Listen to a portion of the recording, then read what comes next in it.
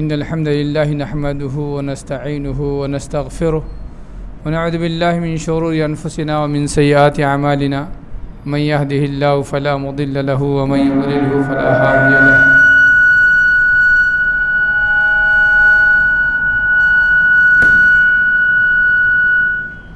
وأشهد أن لا إله إلا الله وحده لا شريك له وأشهد أن محمدًا عبده ورسوله أما بعد فإن خير الحديث كتاب الله وخير الهدي هدي محمد صلى الله عليه وسلم وشر الأمور محدثاتها وكل محدثة بدعة وكل بدعة ضلالة وكل ضلالة في النار فأعوذ بالله السميع العليم من الشيطان الرجيم بسم الله الرحمن الرحيم يا أيها الذين آمنوا اتقوا الله حق تقاته ولا تموتن إلا وأنتم مسلمون يا أيها الناس اتقوا ربكم الذي خلقكم من نفس واحدة وخلق منها زوجها وبث منهما رجالا كثيرا ونساء واتقوا الله الذي تساءلون به والأرحام إن الله كان عليكم رقيبا يا أيها الذين آمنوا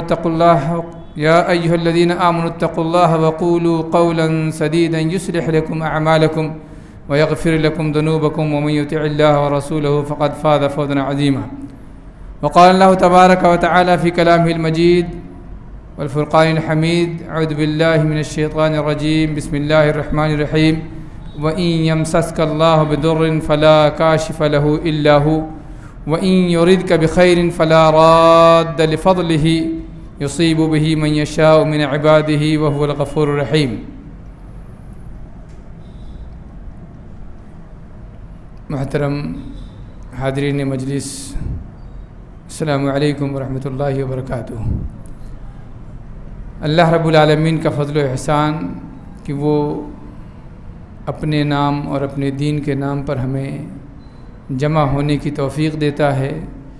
ہمارے اس جمع ہونے کو اللہ رب العالمین قبول فرمائے۔ اس کی حمد و ثنا اور اس کے تمام رسولوں پر درود و سلام کے بعد خصوصاً آخری رسول جناب محمد مصطفیٰ صلی اللہ علیہ وسلم پر ان گنت اور بے شمار درود و سلام ہوں، جن کی لائی ہوئی شریعت اور جن کا لایا ہوا دین اس پوری کائنات کی نجات کے لیے لازم اور ضروری ہے، اور جس دین نے اپنے ماننے اور جاننے والوں کے لیے زندگی کا کوئی گوشہ ایسا نہیں چھوڑا جس میں رہنمائی نہ کی ہو، چاہے وہ فکری معاملات ہوں یا عملی معاملات ہوں، ہر طرح سے رہنمائی کی ہے اور رہنمائی انتہائی پختہ کی ہے۔ اس پختگی کے بارے میں اللہ رب العالمین کا اعلان ہے ذالک الدین القیم، بہت مضبوط دین ہے۔ اس دین میں اگر کوئی شخص اپنی جانب سے دنیا کو دیکھتے ہوئے یا اپنے طور پر کسی چیز کو پسند کرتے ہوئے کسی بات کا اضافہ کر لے تو یہ دین اس اضافے کو خارج کر دیتا ہے، اپنے پاس رہنے نہیں دیتا۔ اور اس دین کے جانکار اور علماء اللہ رب العالمین انہیں قوت اور حوصلہ عنایت فرمائے، اس دین پر آنے والی آنچ کو، اس دین پر آنے والی خرابیوں کو چن چن کر بتاتے رہتے ہیں کہ صاحب یہ غلط ہے، یہ غلط ہے، یہ اس دین کا حصہ نہیں ہے۔ آپ چاہے جتنا اس دین کو دین کا حصہ بنانے کی کوشش کریں، مگر وہ دین کا حصہ نہیں ہوتا، قرآن و حدیث سے اس کا ثبوت نہیں ملتا تو وہ دین کا حصہ نہیں ہے۔ انہی بہت ساری خرابیوں میں سے ایک خرابی اس مہینے میں خاص طور پر جسے بدشگونی کہا جاتا ہے پائی جاتی ہے، اور یہ بدشگونی اس لیے پائی جاتی ہے کہ ایک پرانی لمبی مدت سے اسلام کے آنے کے پہلے سے ہی یہ اثرات سماج میں تھے، اور وہ کبھی کبھی اس وجہ سے بھی پیدا ہوتے ہیں کہ سماج میں کوئی چیز پائی جا رہی ہے یا کسی نے کسی چیز کو اپنے اوپر اثر انداز ہوتے ہوئے سمجھا، خود سے اثر انداز ہوئی نہیں مگر اس نے سمجھا کہ شاید اس چیز کا اثر ہے کہ میرے ساتھ یہ بھلائی ہوئی، اس چیز کا اثر ہے اس لیے میرے ساتھ یہ برائی ہوئی، اور پھر وہ کسی اور سے کہا اور کسی اور سے کہا اور کسی اور سے کہا اور ایک سلسلہ بنتا گیا اور لوگوں میں ایک مزاج بن گیا۔ تو یہ اپنے فکر سے یا سماج کو دیکھتے ہوئے جو چیز ہمارے اندر پیدا ہو جاتی ہے وہ دین نہیں ہے۔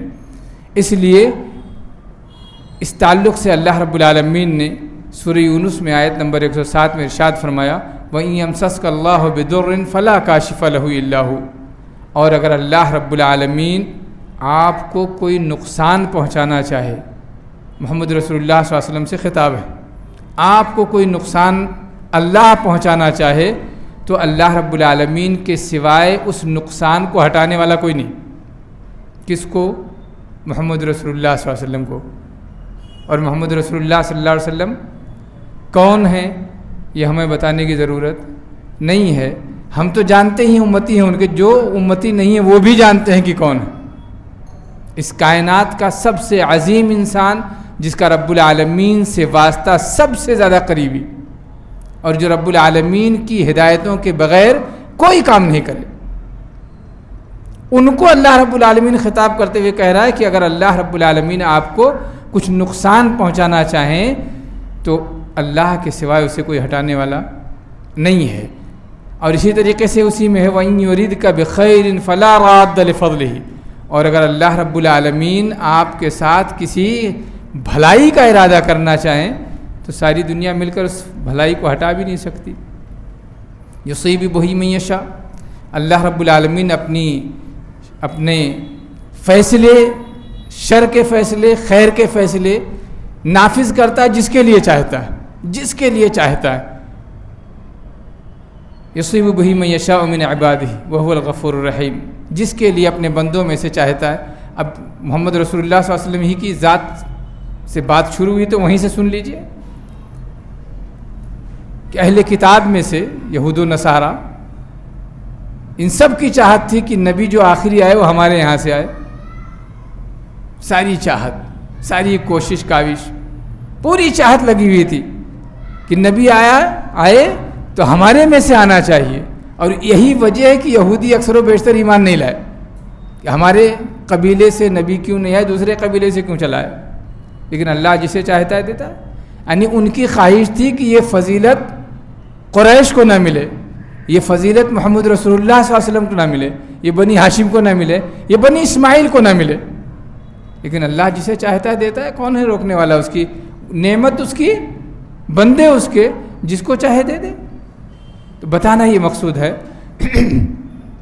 کہ ہماری تقدیر، ہمارے ساتھ شر اور خیر کے فیصلے، ہمارے لیے نقصان اور نفع کے فیصلے، ہمارے لیے بھلائیوں کے اور برائیوں کے فیصلے، جو بھی فیصلے ہیں وہ ہماری سوچ کے مطابق نہیں ہوتے، ہماری شگون کے مطابق نہیں ہوتے، یہ اللہ رب العالمین کے فیصلے ہوتے ہیں۔ اسی لیے ایک دوسری آیت میں اللہ رب العالمین نے تمام لوگوں کو خطاب کرتے ہوئے فرمایا ما یفتح اللہ للناس من رحمت فلا ممسک لہ۔ پہلے میں نے محمد رسول اللہ صلی اللہ علیہ وسلم کا ذکر کیا، خصوصیت کے ساتھ اللہ رب العالمین نے ان کو خطاب کرتے ہوئے کہا، یہاں تمام لوگوں کے لیے کہا ما یفتح اللہ للناس من رحمت فلا ممسک لہ۔ اللہ رب العالمین لوگوں کے لیے اگر کوئی خیر کا دروازہ کھولنا چاہے کوئی روک نہیں سکتا۔ بارش برسانا چاہتا ہے، موسم ہے تو کون روک لے گا؟ نہیں برسانا چاہے موسم، بھلے ہم نے بنا رکھے کہ یہ موسم بارش کا ہے، اور ایک لمبی مدت سے تجربہ ہے باپ داداؤں سے، کئی نسلوں کا تجربہ ہے کہ یہ موسم بارش کا ہے، نہ برسائے کوئی کیا کر لے۔ اسی لیے آپ دیکھتے ہوں گے کہ بہت سارے لوگ، یہاں کا مجھے نہیں معلوم، نچھتر ایک چیز ہوتی ہے جس کو مطلب تاروں کو دیکھ کر کے یہ تارا آیا تو بارش ہوگی، فلاں تارا آیا تو بارش کم ہوگی، یہ تارا آیا تو بارش زیادہ ہوگی، اور ان نچھتروں کے لوگوں نے نام رکھے، اور لوگ یہ سمجھتے ہیں کہ اس تارے کی وجہ سے یہ بارش ہوتی ہے۔ کسی سال نہیں ہوتی ہے۔ اب بولو کہاں گیا نچھتر؟ آپ کے تجربے لاکھ صحیح، لیکن تجربہ ہوتا ہے، وہ حق نہیں ہوتا ہے۔ تجربہ اللہ کا فیصلہ نہیں ہوتا ہے۔ تجربہ اس بات کی علامت ہوتی ہے کہ ہم کو ایک چیز، کچھ معلومات ملی کہ اس بنیاد پر ایسا ہو سکتا ہے، وہ حق نہیں ہوتا۔ تو نچھتر کی بنیاد پر جو لوگ یہ تصور کرتے ہیں کہ اللہ بارش برسائے گا، اللہ نے کب نہیں برسائیں گے، کئی سال ایسا ہو جاتا ہے کہ نہیں برساتا ہے۔ تو اللہ رب العالمین نے فرمایا ما یفتح اللہ للناس من رحمت فلا ممسک لہ۔ اللہ رب العالمین اگر لوگوں کے لیے رحمت نازل کرنا چاہے تو اس کو کوئی روکنے والا نہیں، وما یمسک فلا مرسل لہ، اور جس بھلائی کو اللہ روک لے اس کو کوئی دینے والا نہیں.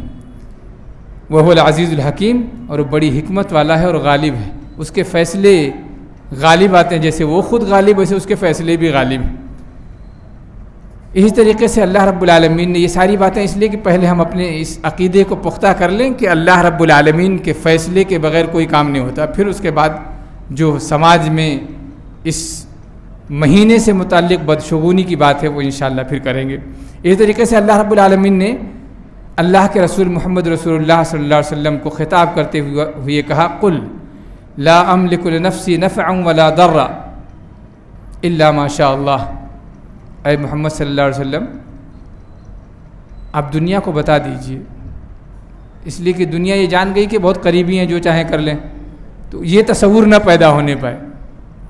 دنیا سے کہہ دیے لا املک لنفسی نفعا ولا ضرا، میں اپنی ذات کے لیے نفع و نقصان کا مالک نہیں ہوں. کس سے کہلوایا جا رہا؟ محمد رسول اللہ صلی اللہ علیہ وسلم سے. محمد رسول اللہ صلی اللہ علیہ وسلم سے کہلوایا جا رہا دنیا سے کہہ دو میں نفع و نقصان کا مالک نہیں ہوں. اتنا واضح ہونے کے باوجود بھی ہمارے یہاں پوزیشن کیا ہے کہ محمد رسول اللہ صلی اللہ علیہ وسلم کو مختار کل مان لیا گیا ہے. بلکہ نعوذ باللہ بعض لوگوں کا تو جملہ ایسا ہے اللہ کے پلڑے میں وحدت کے سوا کیا ہے، لینا ہے جو کچھ لے لیں گے محمد سے. اشہد ان لا الہ الا اللہ وحدہ لا شریک لہ واشہد ان محمدا عبدہ ورسولہ. کلمہ اس لیے پڑھ رہے ہیں کہ ہم نے آپ کو ایسی چیز سنائی جو انتہائی خطرناک ہے کہ اگر ایسا کوئی ماننے والا ہے تو گویا اپنے ایمان کو اس نے اپنے دل سے کھرچ کے نکال دیا. یعنی اللہ کے پاس تنہائی کے سوا ہے کیا؟ نعوذ باللہ. ہم کو جو کچھ لینا ہے محمد صلی اللہ علیہ وسلم سے لے لیں گے، اور یہاں محمد صلی اللہ علیہ وسلم کہہ رہے ہیں اللہ کہلوا رہا ہے کہ کہہ دو کہ میں نفع و نقصان کا مالک نہیں. تو جب محمد رسول اللہ صلی اللہ علیہ وسلم نفع و نقصان کے مالک نہیں تو کیا ہمارے افکار ہمارے نفع و نقصان کے مالک ہیں؟ ہمارے جو بدشگونیاں یا نیک شگونیاں ہیں وہ ہمارے نفع و نقصان کے مالک ہیں؟ نہیں. اسی لیے ایک حدیث میں ہے اللہ کے رسول صلی اللہ علیہ وسلم نے اپنے چچا زاد بھائی عبداللہ ابن عباس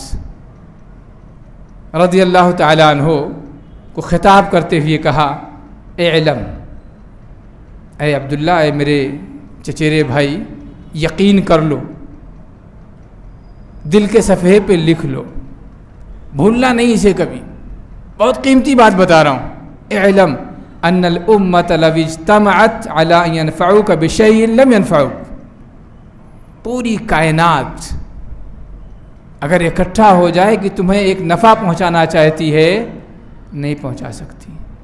ایسا ہوتا ہے بارہ ہم لوگوں کی زندگی میں بھی ہوتا ہے بھائی. کسی کو اللہ نے بے انتہا دولت دے رکھی ہے، اس کے گھر میں کوئی شخص بیمار ہے، پورا گھرانہ مل کر کہتا ہے صاحب جتنی رقم لگے گی ہم سب دینے کو تیار ہیں، اس شہر کا سب سے بہترین ڈاکٹر اس کے علاج پہ لگایا جائے، سب سے بہترین قسم کی دوائیں اس کے لیے استعمال کی جائیں تاکہ اس کی جان بچ جائے. مگر سب مل کر کے کچھ نہیں کر پاتے. پوری دنیا اکٹھا ہو جائے کسی شخص کو نفع پہنچانے پر تو نفع نہیں پہنچا سکتی، مگر اتنا ہی نفع پہنچا سکتی ہے جتنا اللہ چاہتا ہے. لم ينفعوک الا بشیء قد کتبہ اللہ لک. نہیں پہنچا سکتی مگر اتنا ہی جتنا اللہ نے لکھ رکھا ہے. اور اس کی ضد بھی بتائی ہے وَلَوْ اجْتَمَعُوا عَلَىٰ أَن يَضُرُّوكَ بِشَيْءٍ لَمْ يَضُرُّوكَ إِلَّا بِشَيْءٍ قَدْ كَتَبَهُ اللَّهُ لَكَ. یہ بیان، اس کو صرف بیان نہ سمجھا جائے، اس کو دل میں اتارا جائے اور اس پر یقین کیا جائے، اسی کے مطابق اپنی زندگی بنائی جائے. اور جب اس کے مطابق زندگی ہوگی تو یہ خیال کبھی نہیں آئے گا کہ بھائی عصر کی نماز کا وقت ہے، گراہک کا بھی وقت ہے. یہ خیال نہیں آئے گا. اللہ نے بلایا چل پڑ، جو لکھ رکھا ہے وہ ہو کے رہے گا، جو لکھ رکھا ہو کے رہے گا. میں ایک واقعہ سناتا ہوں آپ کو. ہمارے والد محترم اللہ ان کی مغفرت فرمائے، عصر کے بعد نکلے گھر سے، پڑوس میں ایک غیر مسلم کی بڑی دکان، اس سے کہا چلیے چائے پینے چلتے ہیں. کچھ ملا صبح سے تو کہا مولوی صاحب ابھی تک تو ایک بھی گراہک نہیں آیا، ایک دم خالی بیٹھا ہوں. تو کہا چلو پھر چائے پلاتا ہوں میں. تو کہا نہیں مول صاحب، اس جگہ جہاں میں بیٹھا ہوں یہ میری بزنس کی جگہ چھوڑ کے نہیں جاؤں گا. اب ان کو نماز وغیرہ سے لینا دینا نہیں، مگر ایک واقعہ ہے. کہا میں نہیں جاؤں گا، آپ جائیے پی کے آئیے. لوٹ کے آئے، کہا کچھ ہوا؟ کہاں ایک گراہک آئے پورے دن کا حصہ دے کے گیا. بتانا مقصود کیا ہے؟ دن بھر بیٹھے تھے کچھ نہ ملا، جب اللہ نے وقت لکھ رکھا تھا تو دن بھر کا حصہ ایک شخص دے کے چلا گیا. تو یہ دینے والا ادھر بیٹھا ہے. اس کو دوسرے ڈھنگ سے اگر سمجھنا چاہیں تو ہم جتنے بیٹھے ہیں اتنے ہی کی اگر بات کریں جتنے یہاں بیٹھے ہیں، ہم میں سے کون سا شخص چاہتا ہے کہ اس کی کمائی کم ہو؟ ہے کوئی؟ اگر ہے تو ماننا پڑے گا کہ شاید دماغ میں خلل ہے. بھائی ہم میں سے ہر شخص چاہتا ہے کہ بھرپور کمائے اور اپنی پوری طاقت لگاتا بھی ہے، جھوٹا بھی ہے پوری طاقت لگاتا ہے اور سچا بھی پوری طاقت لگاتا ہے بھرپور کمانے کے لیے، مگر ملتا سب کو نہیں ہے. جس کے لیے اللہ نے لکھ رکھا ہے ایک ہی کلاس کے دو ساتھی، ایک ہی پوزیشن، ایک ہی جیسی ان کی صحت، ایک ہی جیسی دولت لگا کر کے ایک ہی بزنس میں شامل ہوئے، ایک ٹوٹ گیا ایک کامیاب ہو گیا. کس نے کیا؟ آخر کچھ تو سوچنے والی بات ہے. کس نے کیا؟ دو MBBS ڈاکٹر ہیں، دونوں نے بہترین ڈگری لی ہے، ایک کی بہترین سے جو ہے مطلب چل رہا ہے اور ایک کا نہیں چل رہا ہے. کس نے کیا؟ تو دینے اور لینے کا معاملہ اللہ کے پاس ہے. وَفِي السَّمَاءِ رِزْقُكُمْ وَمَا تُوعَدُونَ. آسمان میں روزی ہے اور جتنی چیزوں کا وعدہ کیا گیا، یعنی صحت، دولت، اولاد، علم، یہ سب کا سب فی السماء رزقکم، آسمان میں. دنیا میں کچھ نہیں، ہم تو ڈھونڈتے دنیا میں ہے نا. زمین کھودو پیٹرول نکلے گا، زمین کھودو غلہ نکلے گا. ارے لیکن کہاں نکلے گا؟ فیصلہ تو ادھر سے آئے گا نا. اس لیے واسطہ فیصلہ کرنے والے سے جوڑنا چاہیے، واسطہ مسبب الاسباب سے جوڑنا چاہیے، وہ سب دے دے گا. اتنے واضح اور روشن دلائل ہیں قرآن اور حدیث کے. میں نے کئی آیتیں سنائیں، کچھ حدیثیں سنائیں، ایک حدیث سنائی، بہت زیادہ سنانے کی ضرورت نہیں، ایک کافی ہے. قرآن کی آیتیں اور حدیث یہ کہہ رہی ہے، عقیدہ بتا رہی ہے ہمارا کہ ہمارے نفع و نقصان کا مالک صرف اور صرف اللہ. لیکن بندے نے بہت ساری چیزیں بنا لی اور دوسروں کو دیکھ کر بنا لی. جیسے ہم میں مشہور ہے کچھ چیزیں تو اہل مکہ کی ہیں. جیسے اہل مکہ جب گھر سے نکلتے، کسی ضرورت سے نکلتے تو کسی پرندے کو اڑاتے. اگر وہ دہنی طرف اڑ گیا تو کام ہو جائے گا، بائیں طرف اڑ گیا تو نہیں ہوگا. یہ ان کا معاملہ تھا. ہم ہندوستانیوں نے نکال لیا، دہنا کھجایا تو کیا خیال ہے؟ کچھ ملنے والا ہے مشہور یا نہیں ہے؟ آخر ہم تک بات پہنچی کہاں سے؟ اگر یہ مشہور نہیں ہے سماج میں اور اس کے خیالات نہیں ہیں سماج میں تو پہنچی کہاں سے؟ دہنا کھجایا کچھ آنے والا ہے، بایاں کھجایا کچھ جانے والا ہے. دہنی آنکھ پھڑپھڑا رہی ہے کچھ ملنے والا ہے، بائیں پھڑپھڑا رہی ہے مصیبت آنے والی. بلی نے راستہ کاٹ دیا، یہ سب بدشگونیاں، بدشگونی لینا ہے. اسی لیے اس کو اللہ اور اس کے رسول صلی اللہ علیہ وسلم نے منع کیا ہے. اللہ کے رسول صلی اللہ علیہ وسلم فرماتے ہیں، عبداللہ ابن مسعود رضی اللہ تعالیٰ عنہ راوی ہیں، ابو داؤد کی روایت ہے، کہتے ہیں الطیرۃ شرک، الطیرۃ شرک ثلاثا. 3 مرتبہ محمد رسول اللہ صلی اللہ علیہ وسلم نے فرمایا طیرہ، بدشگونی لینا شرک ہے. کیوں؟ ابھی ہم نے اوپر عقیدہ بتایا اپنا، نفع و نقصان کا مالک اللہ. اب اگر یہ خیال بلی کے سلسلے میں پیدا ہوگا، راستہ کاٹ گئی میرا نہیں ہوگا، تو کہاں گیا خیال؟ نفع و نقصان کا مالک کس کو بنا لیا ہم نے؟ بلی کے راستہ کاٹنے کو.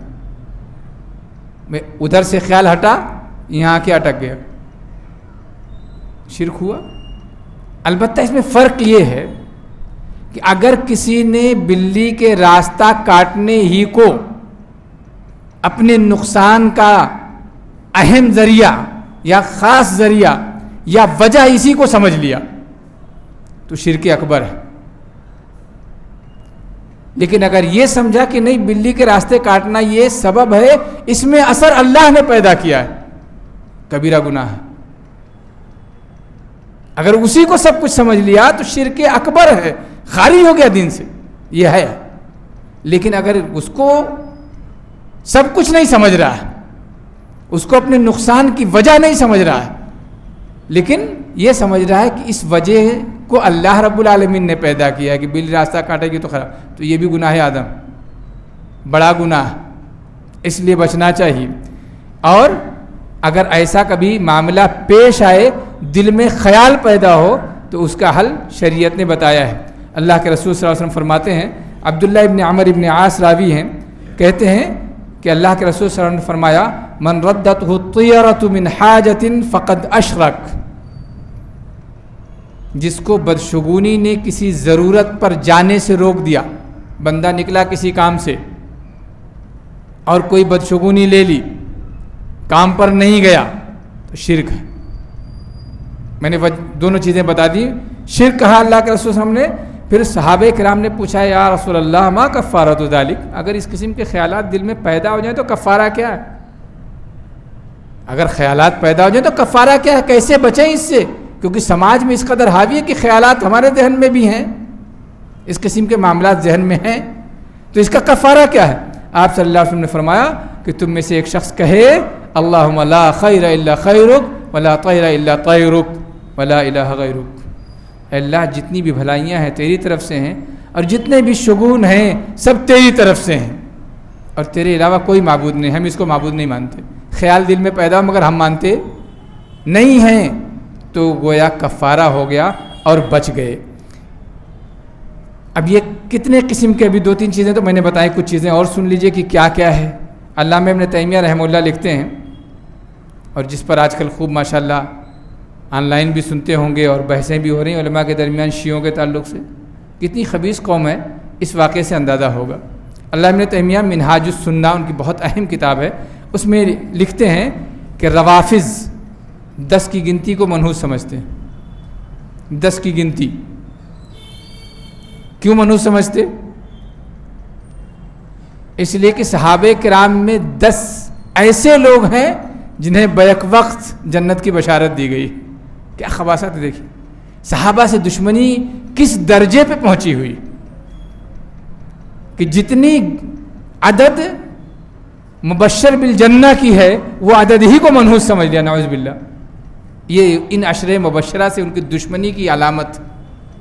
اسی لیے علامہ ابن تیمیہ لکھتے ہیں کہ یہ لوگ اگر گھر بھی بنائیں تو 10 ستون نہیں بناتے، منحوس سمجھتے. 10 تاریخ کو کوئی اس قسم کے کام انجام نہیں دیتے، بچتے. تو یہ ان کی خباثت. اس کے علاوہ ہم اور آپ، ہمارے یہاں ہم بھی بہت ساری گنتیوں کو بدشگون مانتے ہیں. 13 کی گنتی کچھ لوگ بدشگون مانتے ہیں، کچھ 17 کو مانتے ہیں، کچھ کسی اور کو مانتے ہیں. بلکہ ہندوستان میں تو اس قسم کا معاملہ پیش آیا تھا. ایک حکومت بنی تھی، 3 دن پہ گر گئی. پھر اسی شخصی حکومت بنی، 13 دن پہ گر گئی. اس نے بھیا 3 والی گنتی سے دور رہو. یہ پوزیشن. تو گنتیوں کو بدشگون ماننا یہ بھی غلط. دن کو بدشگون ماننا، بعض لوگ کہتے ہیں بدھ کا دن مجھے نہیں جمتا، بھائی سوموار کا دن مجھ کو نہیں جمتا، فلاں دن مجھ کو نہیں جمتا. الگ الگ گھرانوں میں الگ الگ لوگ اپنے اپنے دن بنا رکھے ہیں، اس دن کو مجھے نہیں جمتا.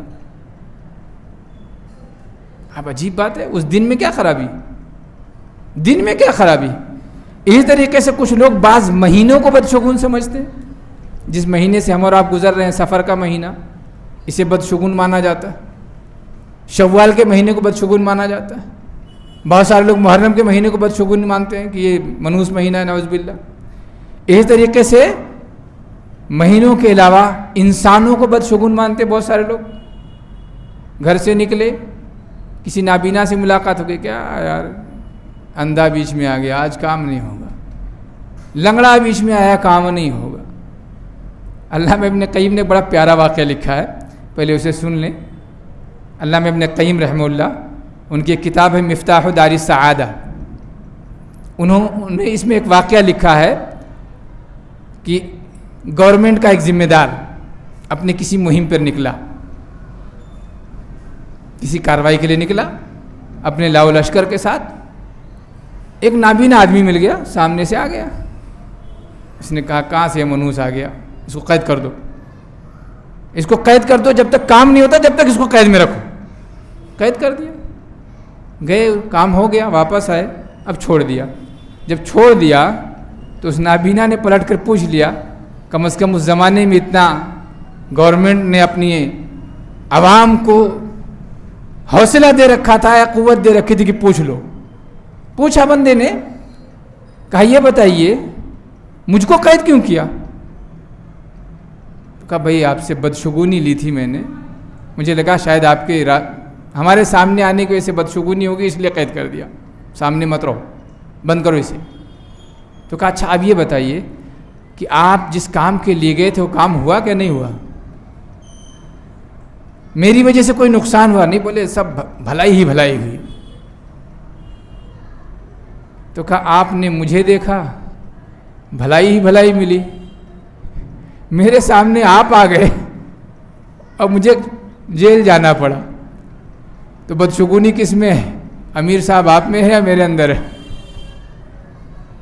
یہ پوزیشن بن گئی۔ اب سر تو جھک گیا نا، کیا کہہ سکتے؟ سر جھک گیا کہ کچھ بول نہیں سکتے۔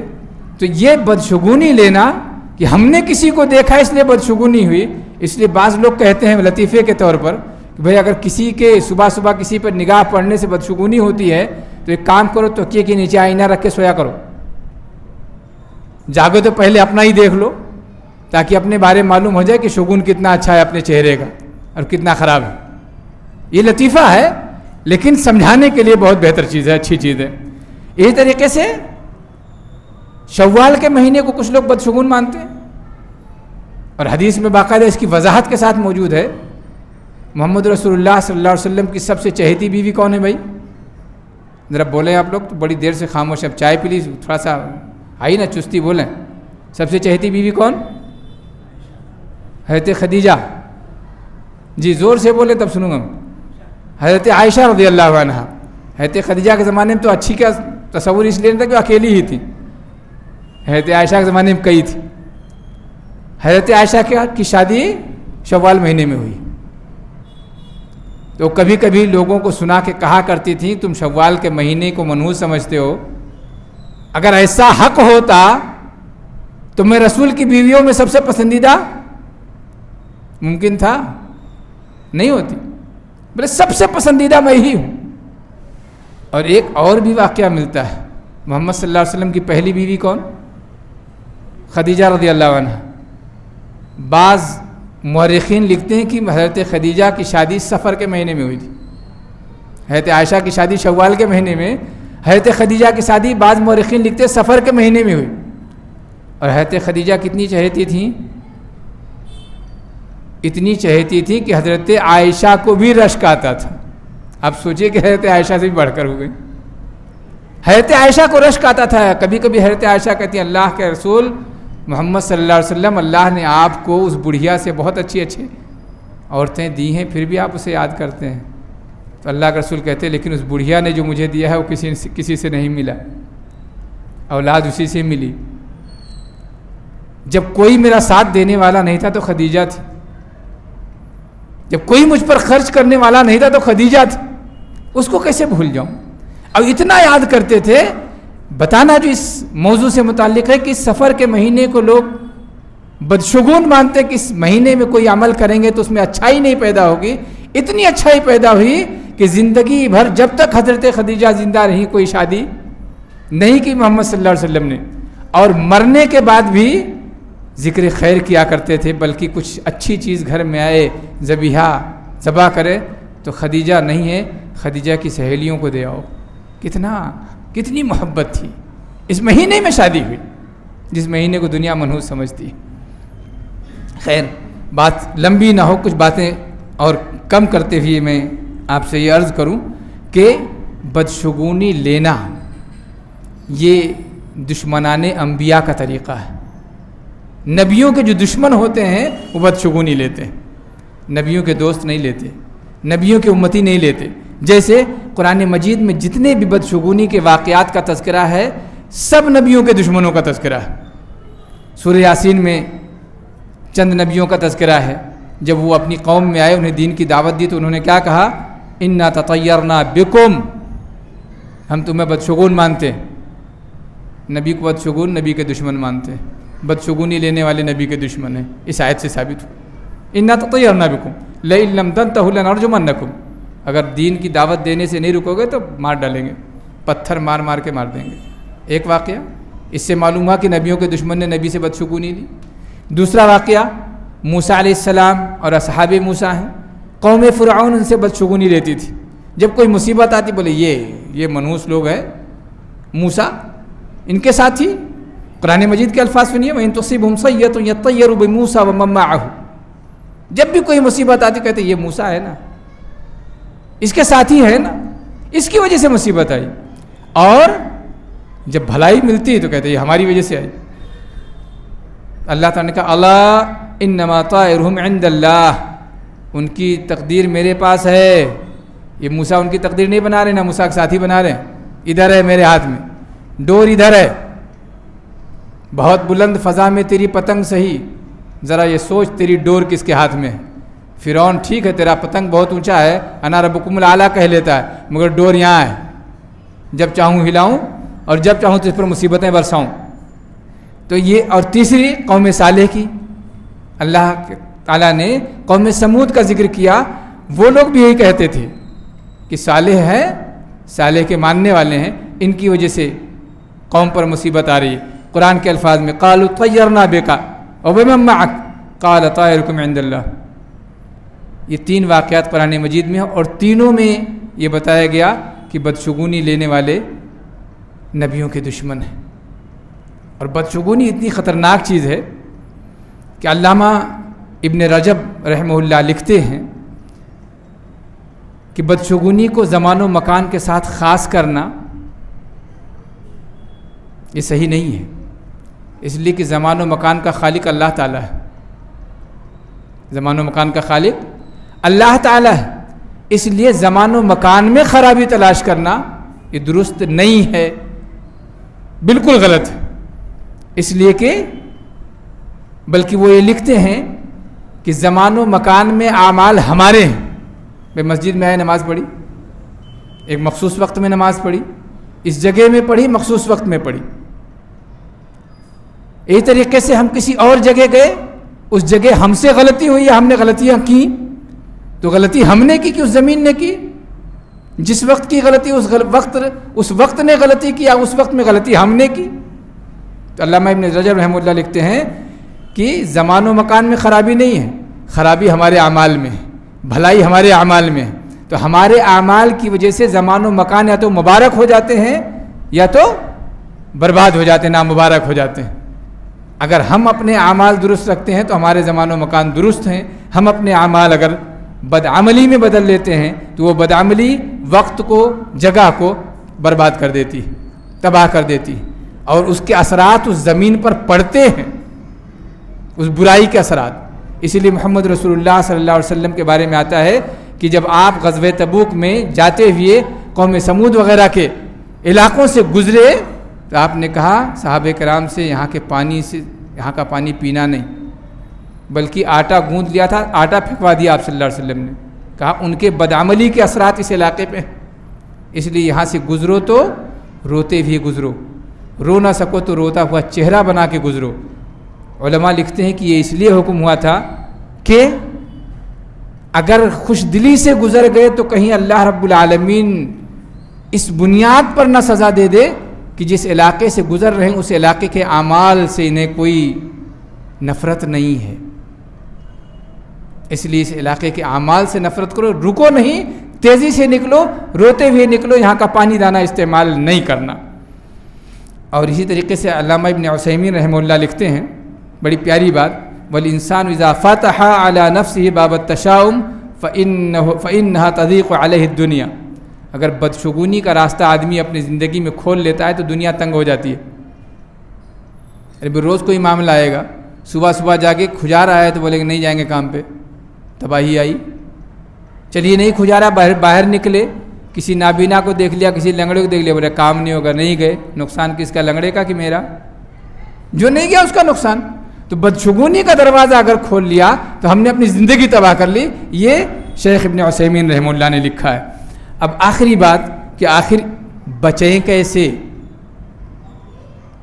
بچیں کیسے؟ اس لیے کہ عبداللہ ابن مسعود رضی اللہ تعالیٰ عنہ سے مروی ہے، وہ کہتے ہیں کہ ما منا الا ویقع فی نفسہ شیء من ذلک، ہم میں سے کوئی شخص نہیں ہے مگر اس کے دل میں اس قسم کی باتیں پیدا ہوتی ہیں۔ تو اگر پیدا ہوتی ہیں تو بچیں کیسے؟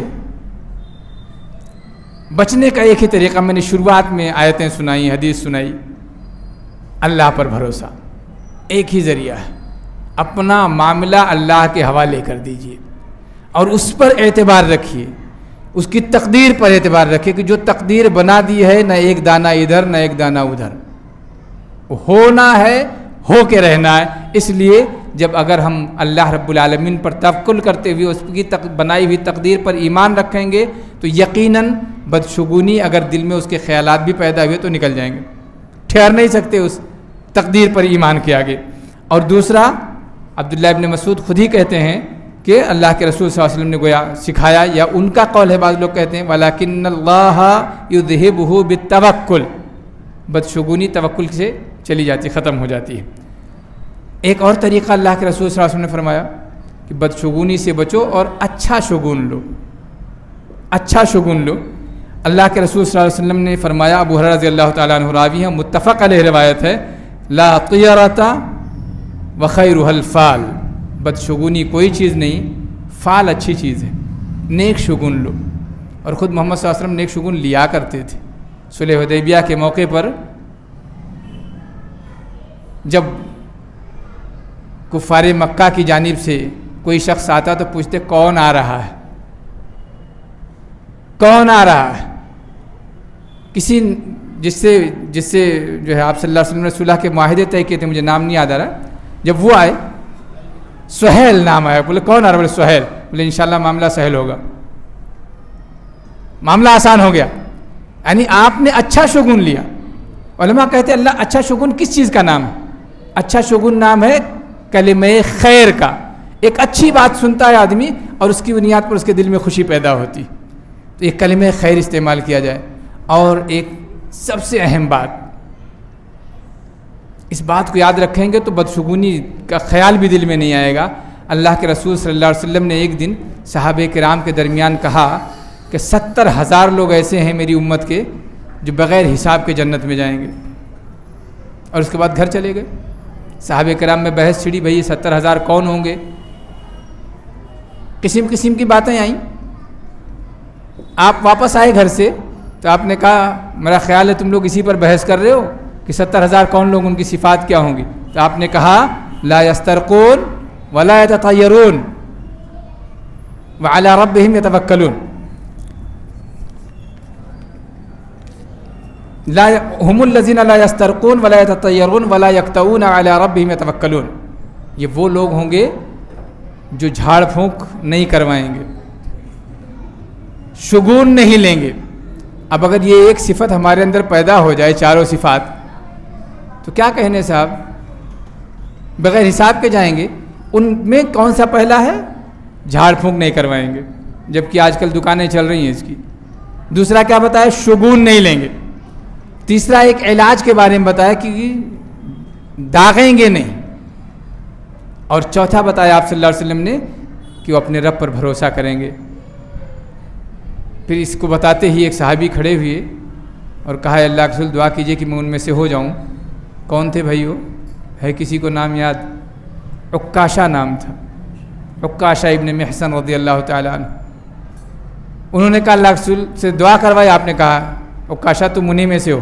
پھر دوسرے کھڑے ہوئے تو آپ نے کہا سبقک بہا عکاشہ، سبقت لے گئے۔ گویا سبقت بھی ایک بڑی چیز ہے، یہ 4 صفات ہیں، اس میں سبقت لے جائیں، ہو سکتا ہے عکاشہ کے پیچھے کہیں ہمارا نمبر بھی لگ جائے۔ اللہ رب العالمین سے دعا ہے کہ الہ العالمین ہم سب کو بدشگونی سے بچنے کی توفیق دے، نیک فعل لینے کی توفیق دے، اور اس محفل میں شامل ہونے کے لیے یہ 4 صفات اپنے اندر پیدا کرنے کی توفیق دے۔ جن 4 صفات کے ذریعے سے بندہ بے حساب جنت میں جانے کا حقدار ٹھہرے گا. آمین. وآخر دعوانا الحمدللہ رب العالمین. والسلام علیکم ورحمۃ اللہ وبرکاتہ.